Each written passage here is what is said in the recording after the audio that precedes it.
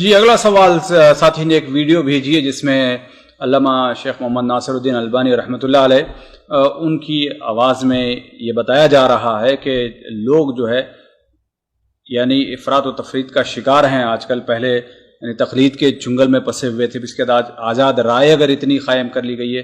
انہوں نے کہا کہ جب آزاد رائے اتنی زیادہ بے راہ روی کا شکار ہو رہی تو بہتر ہے کہ اس سے کہ آدمی چار مذہبوں میں سے کوئی کسی کی بھائی دیکھیے جو کچھ علامہ مرحوم نے کہا ہے میں اس سے 100% متفق ہوں رحمہ اللہ. جو کہا ہے 100% سے متفق ہوں. جی کوئی سے کو پسند ہو یا پسند نہ ہو.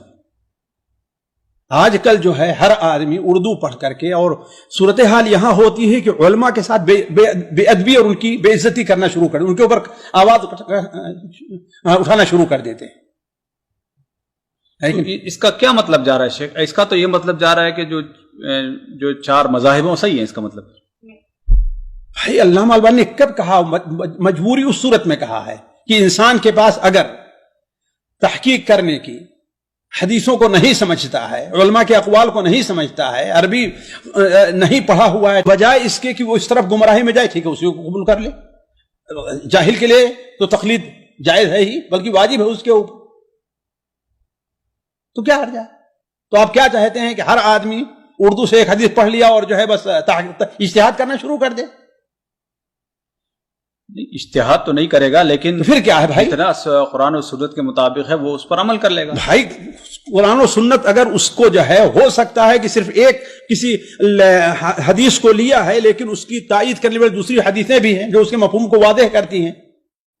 ورنہ علماء جو ہے وہ سارے کے سارے, چاہے نووی ہوں ابن رجب ہوں, وہ پاگل نہیں تھے نعوذ باللہ من ذالک. انہوں نے کہا کہ ہاں بھائی ائمہ اربعہ کی اقتداء جو ہے یہ واجب ہے, اسی بنیاد پر کہ یہ بے راہ روی نہ پیدا ہو جو آج ہمارے پائی جا رہی ہے. چار ہی پہ کیوں ہے بھائی؟ کوئی اور لے آئیے نا, کوئی مدون ہے مذہب, کوئی مذہب مدون ہے تو ٹھیک ہے آپ لے آئیے. اسحاق ابن راہویہ کا مذہب مدون ہے, اگر مدون ہے تو ٹھیک ہے. قرآن حدیث مدون نہیں ہے قرآن حدیث, لیکن ہر آدمی, وہی بات ہے, ہر آدمی کیا قرآن حدیث کو سمجھ سکتا ہے آسانی سے؟ ہر آدمی کی نظر قرآن حدیث کے ہر حدیث کے اوپر, ہر آیت کے اوپر رہتی ہے. تو ضروری بھی تو نہیں ہے اس کی اتنی ہر آیت اور حدیث پر ہر آدمی کی نہیں ضرورت, اجتہاد بھی تو ضروری نہیں اس کے لیے. ہاں تو ان کے لیے ہو سکتا ہے یہ.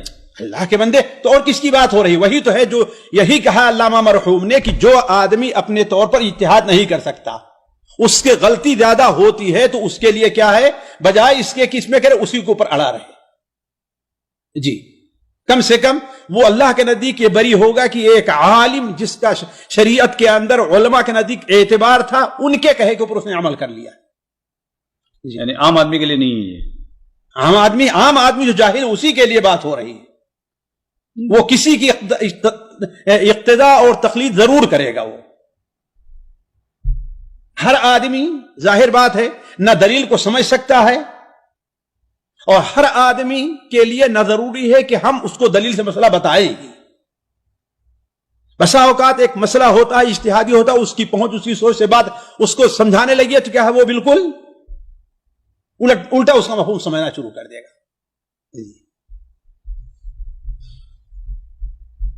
جی اگر کوئی بندہ اگر قرآن و سنت کو جو قرآن, نماز اور روزے کے جو موٹے موٹے مسائل ہیں وہ عمل کر لے تو وہ بھی کافی ہے اس کے لیے. یہاں یہ چیز ہے ہی نہیں ہے, یہاں یہ مسئلہ ہی نہیں چاہیے.